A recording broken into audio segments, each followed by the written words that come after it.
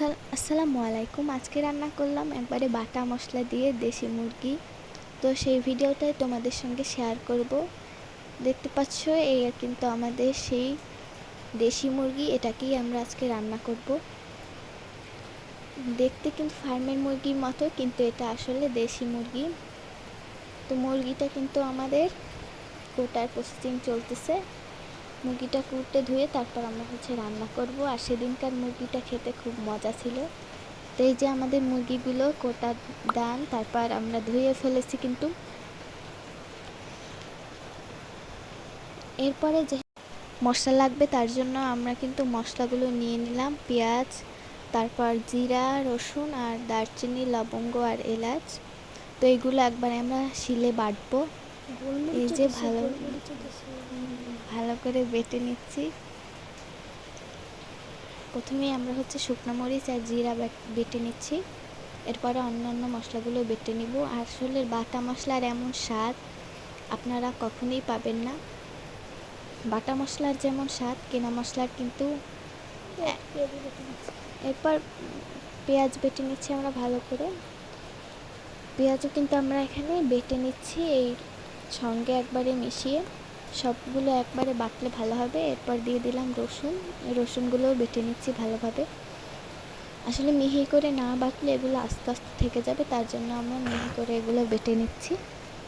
যত ভালো করে বাটবো ততই রান্নার টেস্ট ভালো আসবে। তো এদিকে আমাদের 50% বাটা ডাল। তো এই যে দেখতে পাচ্ছেন সবগুলো একবারে বাটা হয়ে গেলে আমরা রান্না শুরু করে দিব। তো আমাদের এগুলো বাটা হয়ে গেছে, দেখতে পাচ্ছেন। শুধু গোলমরিচ, লবঙ্গ আর দারচিনি, এলাচ এগুলো আমরা বাটবো না। কড়াইতে তেল ঢেলে নিচ্ছি এবার। তো এরপর দারচিনি, এলাচ, লবঙ্গ এগুলো সবগুলো দিয়ে দিচ্ছি, সাথে কিন্তু গোলমরিচও ছিল। বাটা মশলাগুলো দিয়ে দিলাম। তারপর এগুলো ভালোভাবে নাড়া দিয়ে নেব।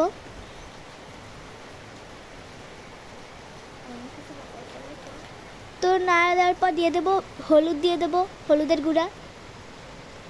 এরপর আবার নাড়ানাড়ি শুরু করে দেবো। তারপর এরপর দিয়ে দিলাম জিরা বাটা। আর আমরা এখানে দুই বান্ধবী মিলে ভয়েস দিতেছিলাম। ভয়েসটা কেমন হয়েছে সেটা কিন্তু আপনারা কমেন্টে জানাবেন। এরপর আমাদের পরিমাণ অনুযায়ী আমরা পানি দিয়ে নিচ্ছি, এগুলোকে সিদ্ধ করব তার জন্য। এবার ভালো করে নাড়াচাড়া দিতে হবে। আর রান্নার মধ্যেই নাড়াচাড়া হচ্ছে প্রধান। এর ভিতরে দিয়ে দেবো আমরা তেজপাতা, আবার নাড়ানাড়ি শুরু করে দেবো।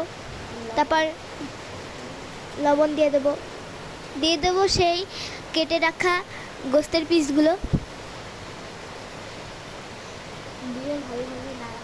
তারপর ভালোভাবে নাড়া দিতে হবে। যত ভালো করে নাড়া দিবেন তত হলেও মাংসগুলো মজা লাগবে। তো আমাদের এখানে মাংসগুলো নাড়া দেওয়া শেষ, যে একটু সেদ্ধ হয়ে গেছে অল্প অল্প।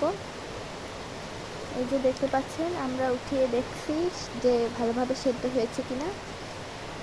তো দেখুন গোস্তের ভিউটা দেখেন, তাহলে জিভে জল চলে আসবে, খেতে ইচ্ছে করবে। দেখি মনে হচ্ছে অনেক সুস্বাদু। তো আপনারা এরকম মাংস রান্না করে খাবেন আর কমেন্টে জানাবেন যে বাটা মশলা দিয়ে মাংস রান্নার স্বাদটা আসলে কেমন। আমারও জানার ইচ্ছা ছিল কেমন। তারপর দিয়ে দেবো আমরা আলু দেওয়ার পর আবার নাড়াচাড়া দিয়ে দেবো ভালো মতো। নাড়াচাড়াটাই হলে প্রধান, সেটা তো আমরা সবসময় বলি। তারপর আবার সিদ্ধ হওয়ার জন্য দিয়ে দেবো পানিটা কিন্তু আপনাদের দিতেই হবে রান্নার মধ্যে। আমাদের দুই বান্ধবীর ভয়েস কেমন হয়েছে তা কিন্তু অবশ্যই কমেন্টে জানাবেন। তাও ভালো করে নাড়াচাড়া দিয়ে দিতে হবে। এরপর এটা সিদ্ধ হওয়ার জন্য অপেক্ষা করতে হবে। আমরা পানিটা তো কত পরিমাণ দিচ্ছি সেটা তো আপনারা দেখতেই পাচ্ছেন।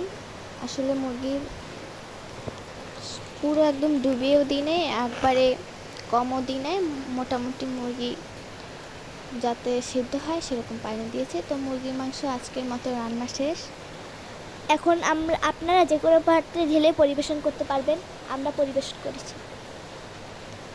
দেখুন কি সুন্দর ভিউ এসেছে, উপরে তেল একদম বাটা মশলার এত সুন্দর লাগছে। আর আলু দিয়ে মুরগির গোশত এরকম করে কিন্তু সবাই রান্না করে খেতে পারবেন এখন। বাই, আসসালামু আলাইকুম।